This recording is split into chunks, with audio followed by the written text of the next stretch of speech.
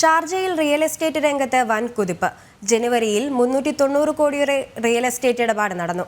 Sharjah real estate registration വകുപ്പാണ് കഴിഞ്ഞ ദിവസം കണക്കുകൾ പുറത്തുവിട്ടത്.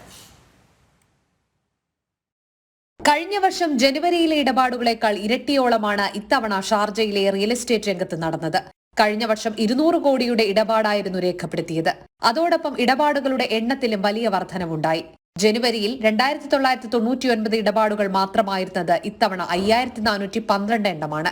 നിക്ഷേപകർക്കും പ്രദർശകർക്കും റിയൽ എസ്റ്റേറ്റ് നിർമ്മാതാക്കൾക്കും പ്രധാനപ്പെട്ട കേന്ദ്രമായി മാറുന്ന ഷാർജയിൽ ഈ വർഷം മുഴുവൻ മികച്ച വിൽപ്പനയുണ്ടാകുന്നതിന്റെ സൂചനയാണ് ജനുവരിയിലെ മുന്നേറ്റമെന്ന് അധികൃതർ പ്രതീക്ഷ രേഖപ്പെടുത്തി.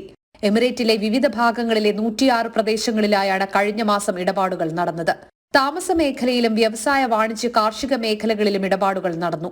മുവൈല പ്രദേശത്താണ് ഏറ്റവും കൂടുതൽ ഇടപാടുകൾ രേഖപ്പെടുത്തിയത്. 122 ഇടപാടുകളാണ് ഇവിടെ നടന്നത്. എമിറേറ്റിലെ റിയൽ എസ്റ്റേറ്റ് മേഖലയെ ലോകത്തിന് പരിചയപ്പെടുത്തുന്ന ഷാർജ റിയൽ എസ്റ്റേറ്റ് എക്സിബിഷനും ഏക്കേഴ്സ് 2024 ജനുവരി 17 മുതൽ ഷാർജ എക്സ്പോ സെന്ററിൽ നടന്നിരുന്നു. 140 കോടി ദിർഹത്തിന്റെ ഇടപാടുകളാണ് മേളയിൽ നടന്നത്. പ്രദർശനം കാണുന്നതിന് രാജ്യത്തിനകത്തുനിന്നും പുറത്തുനിന്നും നിരവധി സന്ദർശകരും നിക്ഷേപകരും ബിസിനസ്സുകാരും എത്തിയിരുന്നു. ജനം, ദുബായ്.